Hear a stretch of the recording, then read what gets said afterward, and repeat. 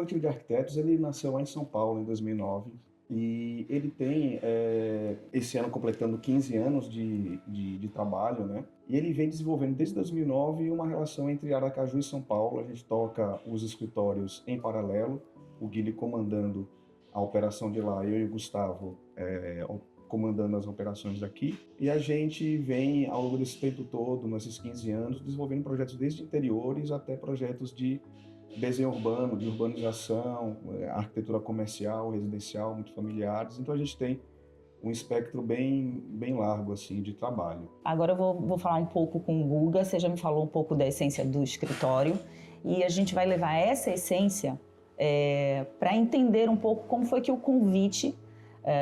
Primeiro, antes de falar de tudo, a gente sabe que vocês assinaram as áreas comuns do condomínio, do Garden Village, né?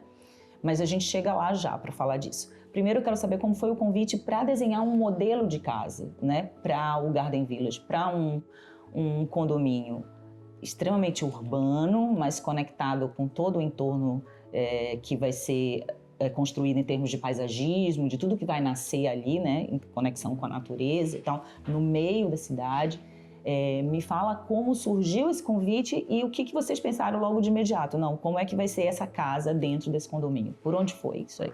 Esse projeto do Central Garden, do Garden Village, enfim, um projeto elaborado por alguns escritórios, diversas mãos, né, começando pelo urbanismo, né, chegando agora a concretizar o primeiro condomínio do bairro e agora sim a casa. Então, eu acho que acaba que, para a casa em si, o convite a gente aceitou, obviamente, da construtora cidade com o maior prazer, da gente já estar inserido lá, inclusive nos tornou esse desafio um pouco até mais tranquilo, mais fácil para a gente, porque no final das contas o que a gente conversou muito aqui no escritório é da gente tentar ter uma replicação, não uma replicação, mas eu acho uma continuidade em diferentes escalas do que o próprio empreendimento como um todo, começando lá pelo Central Garden, se propõe a fazer, né? Enfim, ter um novo bairro inserido numa área central da cidade, onde existe, de fato, uma proposta, existe uma urbanização, uma diversidade de arborização, né? Investido bastante nisso. Então,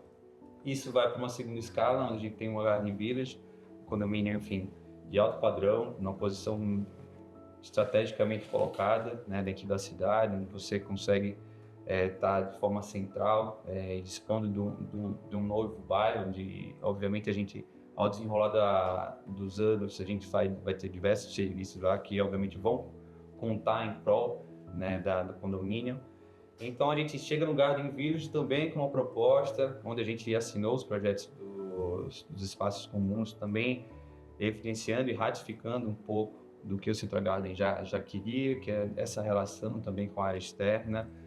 Houve um trabalho do Abud também lá muito interessante, em referente ao paisagismo. Então, no nosso dever aqui de trabalhar com as áreas comuns, tentamos ao máximo também fazer com que isso estivesse sempre integrado, sempre focando um pouco lá numa dinâmica muito complementar entre os espaços projetados e não só para dentro do edifício como um todo, mas também para o entorno.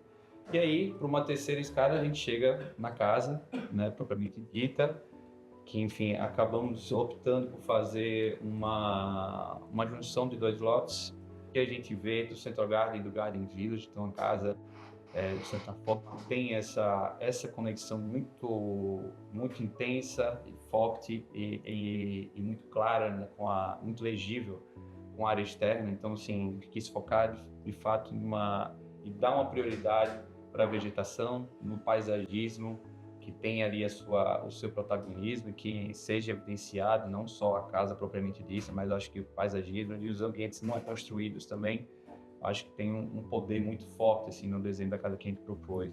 Bom, o lote em si tem em torno de 1.400 metros quadrados, a casa acabou ficando comigo com 600 metros, então assim, a gente já tem uma porcentagem de ocupação do terreno aí, até mesmo em torno de 50%, né?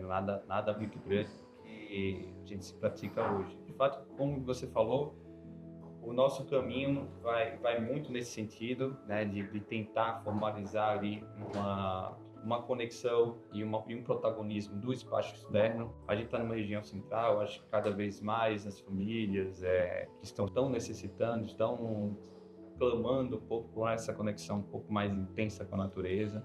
Acho que esse alinhamento vai muito com o cliente, né? O cliente, obviamente, participa muito do processo ali de criação, então não é um processo de criação de si mesmado, né? O cliente participa muito ali com suas memórias, com seus desejos, com seu imaginário.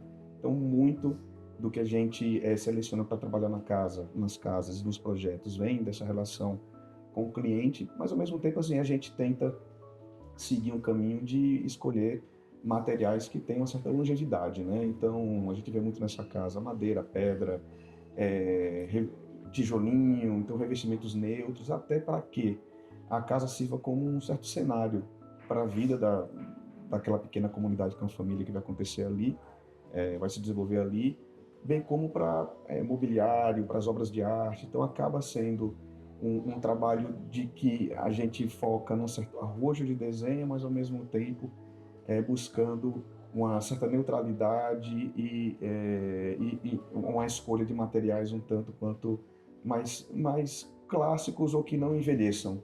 Exato, não é simplesmente trazer a casa para aquele protagonismo e aquela força que normalmente a gente quer, né, de imposição da casa, mas até isso de uma maneira que a gente fez planejada de colocar num segundo plano a casa, né? Então a gente tem todo aquele paisagismo, com paisagismo mais baixo, mais médio também com alguns pontos verticais mais posicionados, e do lado de trás a gente tem, de fato, a casa fazendo um pouco desse perímetro e circundando toda essa área que acaba sendo gerada ali no meio dela.